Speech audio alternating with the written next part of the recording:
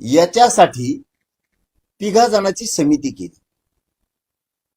ज्यांच्याकडे जमीन नाही त्यांनी कोणाची बटाईने जमीन केली असेल त्याचं हमी पत्र देऊन कुणबी प्रमाणपत्र निघणार. प्रक्रिया लवकर सुरू होणार. लक्षात ठेवा, ज्याच्याकडे जमीन आहे त्याच्या सातबाऱ्यावरती त्या तिघा जणांच्या सदस्य समितीनं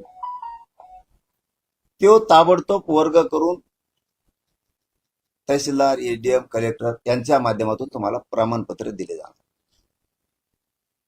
हैदराबाद गॅझेटियरच्या नोंदी विचारात घेऊन मराठा समाजाच्या व्यक्तींना कुणबी प्रमाणपत्र देण्यात यावेत याबाबतचा तो GR आहे.